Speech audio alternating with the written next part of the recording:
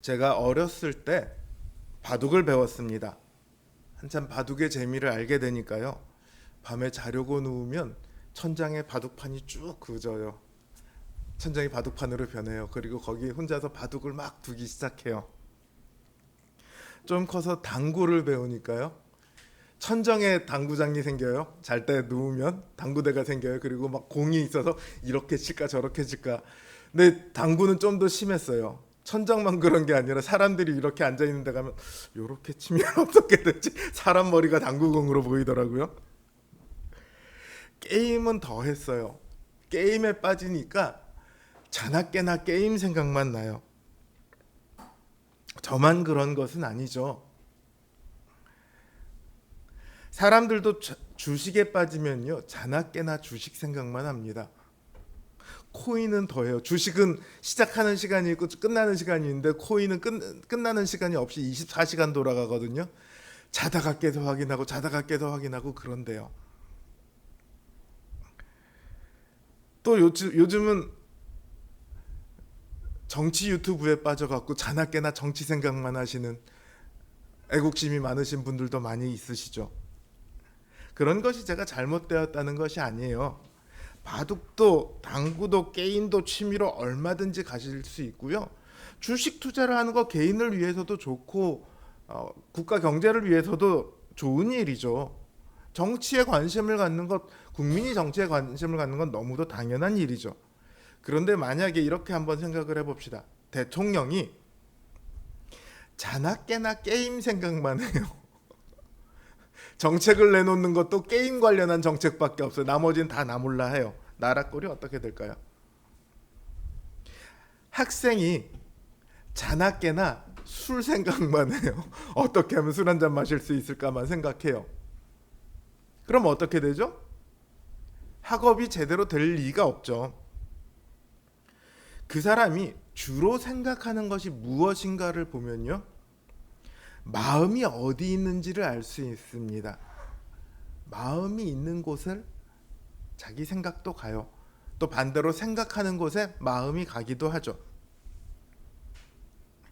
각자에게는 마음을 둬야 하는 곳이 있어요. 각자 생각하는 곳들이 있습니다. 그렇다면 신자는 어디에 마음을 둬야 할까요? 무엇을 생각해야 할까요?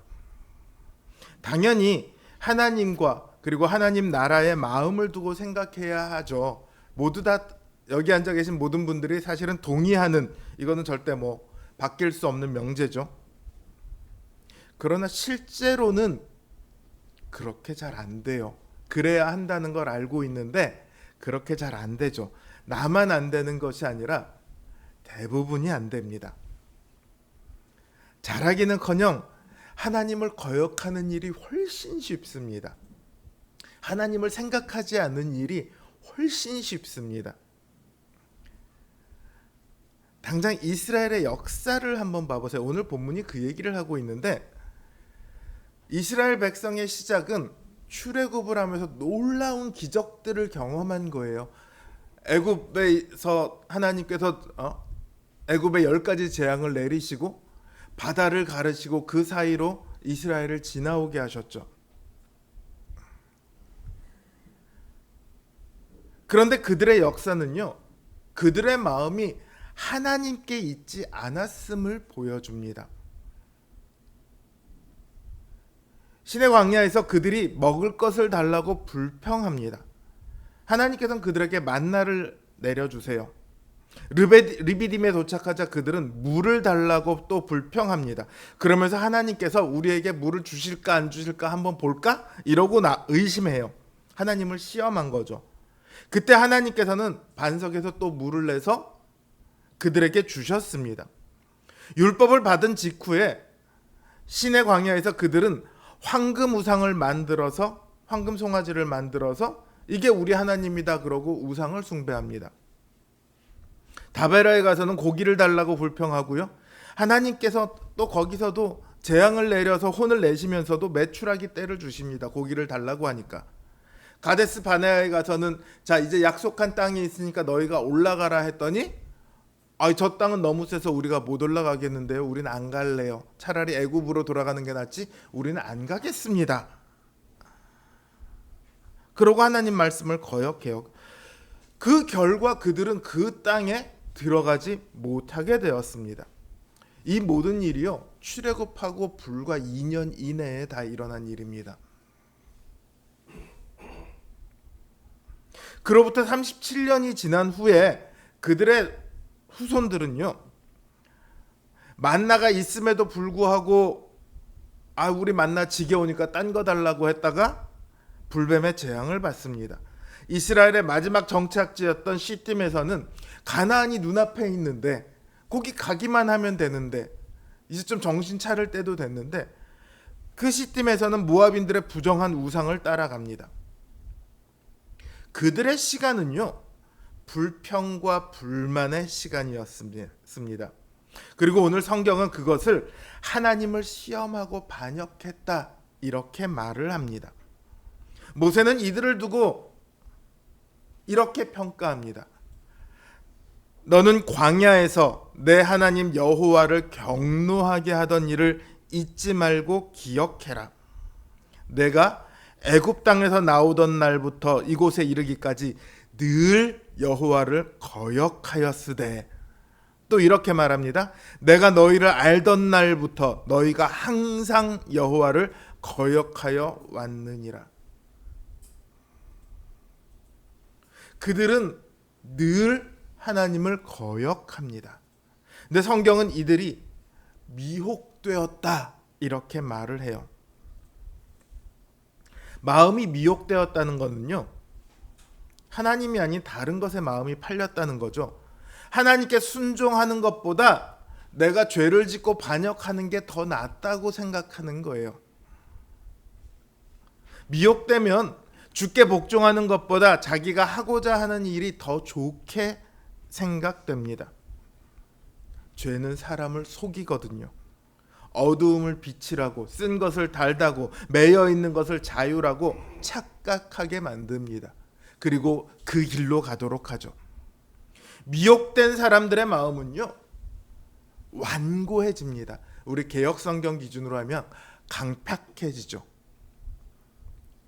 마음을 강팍하게 한다는 말은요, 완고하게 한다는 것은 듣지 않겠다는 결단입니다. 얘기해봐. 네가 뭐라고 하든지 나는 안 들을 거야.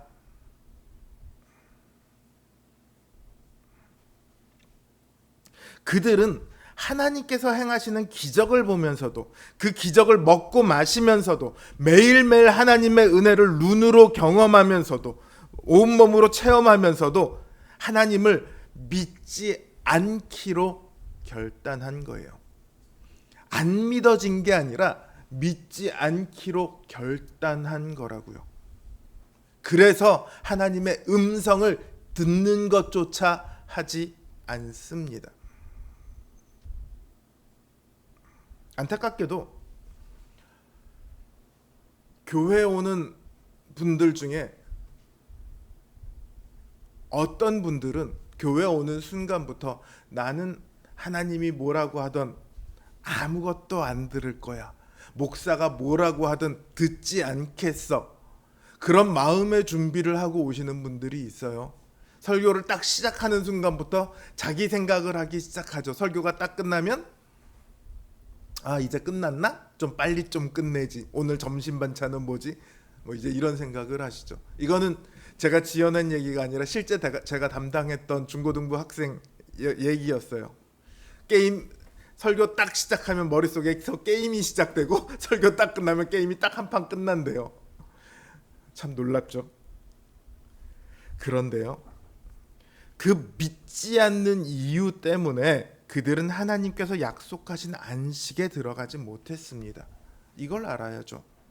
그들은 여호수아와 갈렙을 제외하고는요, 아무도 가나안 땅에 들어가지 못하고 광야에서 다 죽었습니다. 여기 그들이 안식에 들어가지 못했다 이걸 두고 신학자들 사이에 좀 논란이 있어요. 어떤 분들은 그들이 못 들어간 건 가나안 땅에는 못 들어갔는데 하나님께서 세우신 영원한 하나님의 나라는 들어갔다. 그러니까 그들이 안식에 들어가지 못한 건 땅의 안식이지 영원한 안식은 아니다. 이렇게 얘기하시는 분들이 있고, 어떤 분들은 땅의 안식에도 못 들어갔을 뿐만 아니라 영원한 안식에도 못 들어갔다. 이렇게 말씀하시는 분도 있어요. 저도 고민을 많이 해봤는데 어떤 쪽이 맞을까? 저도 판단은 사실 잘 안 되더라고요. 근데 확실한 건 하나 있습니다. 만약에 모세의 때에 불신앙한 이스라엘 백성들에게 그렇게 큰 불행이 주어졌다면요, 주님의 때에 불신앙한 사람들에게는 더 큰 불행이 주어지지 않겠습니까?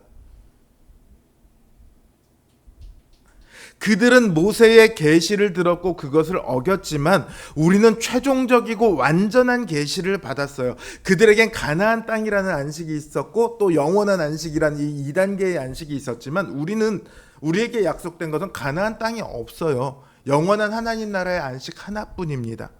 그러니까 여기에 들어가지 못하면 두 번이 없습니다. 히브리서를 통해서 그토록 뒤로 물러서지 말라, 흘러 떠내려 보지 말라, 주저앉지 말라고 계속해서 말씀하시는 이유예요. 하나님께서는 그들이 물을 달라고 했던 그 르비딤에 뭐라고 이름을 붙이셨냐면 무리바라, 마사라 이름을 붙이셨습니다. 무리바라는 이름은 반역입니다. 마사라는 이름은 시험입니다. 그들이 하나님을 시험하고 반역했다는 거죠. 하나님께서 그 이름을 붙이신 것은요, 이스라엘이 그 일을 기억하라는 거예요. 그 지명을 들을 때마다 자신들이 하나님을 시험하고 거역한 일을 잊지 말라는 거예요. 율법에 비추어 스스로를 돌아보며 마음을 지키려 애쓰라는 겁니다. 그러나 그들은 항상 마음이 미혹되어 하나님을 거역했습니다. 모세는요, 아주 특별한 사람이에요. 이스라엘의 출발점과도 같은 그 출애굽의 시기에 이스라엘을 인도하고 율법을 세우고 하나님의 집을 세워가는 그 일을 하나님께서 전적으로 모세에게 맡겨놓으셨습니다. 모세는요, 성경을 통틀어서 하나님을 눈으로 본 유일한 사람입니다. 그만큼 모세는 특별한 사람이에요. 성경은 이 모세에 대해 하나님께서 보내신 일에 아주 충성했다 이렇게 말하고 있습니다. 그러나 그는 어디까지나 하나님이 세우시는 집의 종입니다. 종과 주인은 다르죠. 주님은 그 충성과 내용에 있어서 주님과 다르십니다. 주님은 그 집을 세우신 분이에요. 세우시고 다스리는 분이세요. 그러니까 종을 통해 하신 말씀과 아들을 통해 하신 말씀의 권위는 다를 수밖에 없습니다. 만약에 모세의 길을 따르기 위해서 그리스도의 길을 버리는 것은요, 더 위대한 것에서 그보다 못한 것으로 가는 거예요. 일시적인 것을 위해 영원한 것을 포기하는 겁니다. 하나님은 그들에 대해 신실하셨어요. 그러나 그들은 하나님에 대해 신실하지 않았습니다. 하나님은 그들에게 기이한 이적을 행하셨습니다. 그러나 그들은 믿음으로 화답하지 않았습니다. 그들에게는 오직 믿지 않는 악한 마음뿐이었습니다. 믿지 않는 악한 마음은요, 하나님으로부터 떨어져 나오고자 하는 마음이에요. 하나님의 약속과 하나님의 능력을 믿지 않으면요, 사람은 더 이상 하나님이 보여주시는 미래를 믿지 않게 됩니다. 그러니까 어떻게 돼요? 현실만 보게 되는 거예요. 현실에 미혹되는 거예요. 지금 이 초대교회의 성도들이 그 지금 위기 상황에 놓여 있어요. 그래서 이 말씀을 하고 있는 거예요. 자기의 눈에 보이는 현실만 보면서 하나님께서 주시는 미래를 보지 않는, 미래를 믿지 않는 마음, 이런 마음하고요, 우상 숭배하는 거하고 다를 바가 있을까요? 아니요, 똑같아요. 교회를 다니고 있지만 우상 숭배하는 사람이 있을 수 있습니다. 이거는 수없이 많은 목사님들이 하시는 말씀이에요. 성경이 그렇게 말하고 있으니까요. 오늘 우리는 그럼 그들과 다른 사람입니까? 그렇지 않습니다. 레이먼드 브라운이라는 신학자는요, 이렇게 경고해요. 형제들이여, 조심하십시오. 여러분이 옛날 이스라엘 조상에게 있었던 것을 보고 비웃는 것과 같은 악, 곧 믿지 않는 마음이 여러분 모두에게 있을 수 있습니다. 우리는 이스라엘 백성의 얘기를 읽으면요, 어떻게 저럴 수 있지? 이 생각이 참 많이 납니다. 특히나 사사기를 가면 사사기는 처음부터 끝까지 어떻게 이럴 수 있냐 싶은 정도의 얘기들만 쭈르륵 나오거든요. 얘네들 너무 하는데? 근데 이 레이먼드 브라운이라는 신학자가 그렇게 얘기해. 우리에게 그들과 같은 악이 있습니다. 우리가 그들과 결코 다른 사람이 아니에요. 그들에게 있었던 마음은 당연히 우리에게 있습니다. 그 신앙이 좋기로 유명했던 초대교회 성도들도요, 미래와 현재 사이에서 갈등하고 있었습니다. 현재를 위해서 하나님의 약속된 미래를 포기할까를 고민하고 있었습니다. 눈에 보이는 것을 붙잡기 위해 보이지 않는, 그러나 영원한 것을 놓으려고 하고 있었어요. 오늘 우리도 마찬가지 아닙니까? 눈에 보이는 어떤 것 때문에 우리의 믿음은 늘 흔들리지 않습니까? 성경을 보는 것보다 더 좋아하는 것이 있습니다. 기도하는 것보다 더 즐거워하는 것이 있습니다. 선을 행하는 것보다 더 바라는 것이 있어요. 아닙니까? 저는 그래요, 솔직하게. 우리 역시 그들과 하나도 다를 바가 없어요. 그러면 우리도 그들처럼 멸망으로 가야 합니까? 안식에 들어가지 못하게 됩니까? 아니요. 우리에게는 그들과 다른 점이 하나 있습니다. 우리에게는 주님께서 계시다는 사실입니다. 오늘 본문 1절은 주님을 뭐라고 얘기하고 있냐면, 우리가 믿는 도리의 사도이시며 대제사장이다, 이렇게 말씀하고 있습니다. 우리를 위한 사도와 대제사장이 되시기 위해 하늘 보좌를 버리고 주님께서는 인간으로 오셨습니다. 우리를 위해 우리가 믿는 도리를 알려주셨고요, 우리를 위해 우리의 연약함을 짊어지셨습니다. 우리가 할 수 없다는 것을 아시기 때문입니다.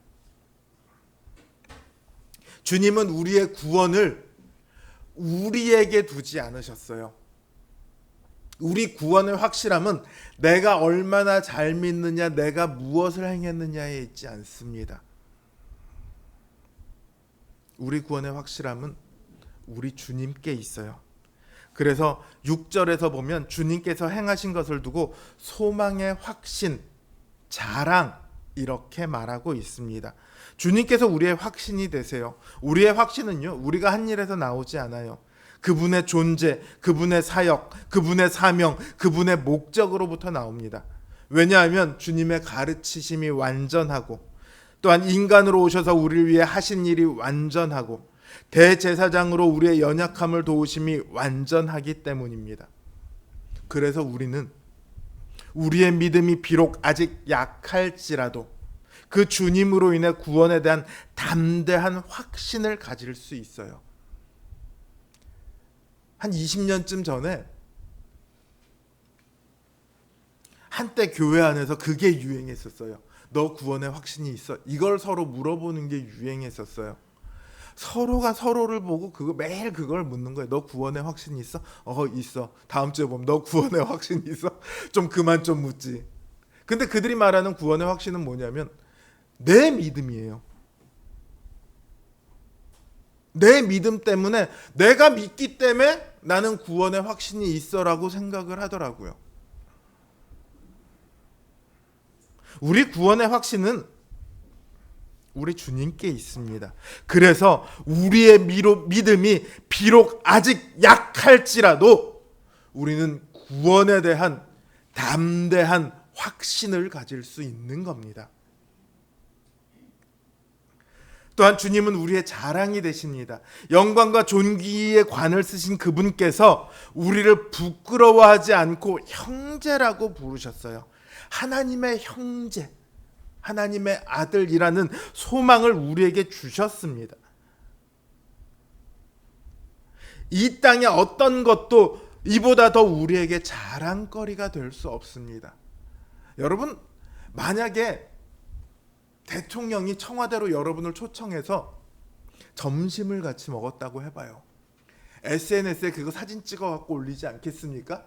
동네방네, 야 내가 청와대 가서 밥을 먹었는데 말이야. 뭐 그러고 동네방네 떠들고 다니지 않겠습니까? 만약에 트럼프가 초청을 했다. 나를 어떻게 알고 초청했는지 몰라도 트럼프가 초청을 해서 같이 밥을 먹었다. 난리가 나지 않겠습니까? 어쩌면 동네 플랜카드가 붙을지도 모르죠. 그런데 그들과는 비교도 할 수 없는 하나님께서 우리를 밥 한 끼 먹자가 아니라 내 아들이 되라고 초대하셨어요. 그러니까 그 일이 얼마나 자랑스러운 일입니까? 이 땅의 그 어떤 것도요, 이보다 더 우리에게 자랑이 될 수 없어요. 주님의 부르심이 주신 소망은요, 우리에게 최고의 영광이고 최고의 자랑입니다.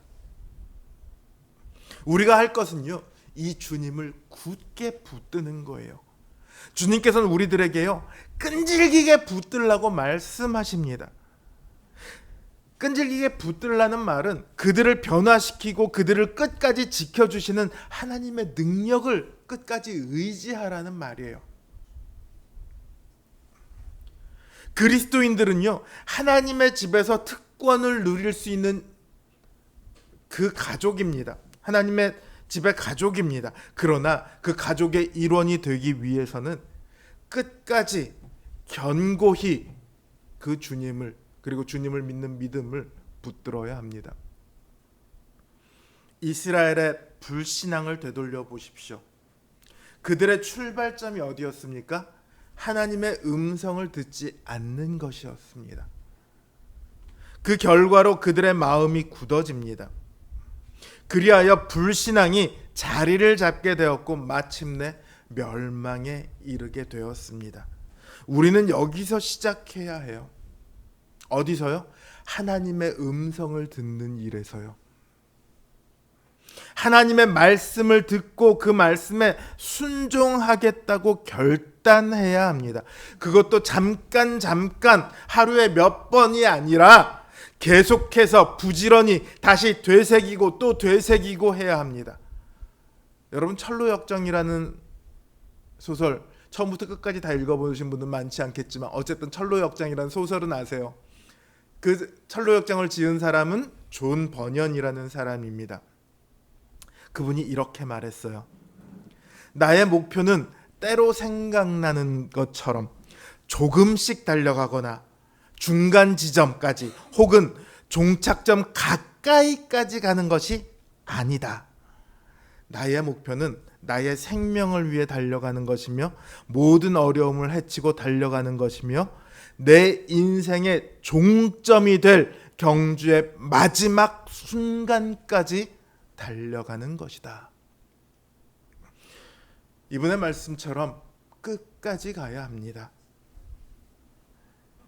끝까지 가는 일을 중요하게 생각한다면, 그 일을 마음에 둔다면 우리는 예수님을 깊이 생각해야 합니다.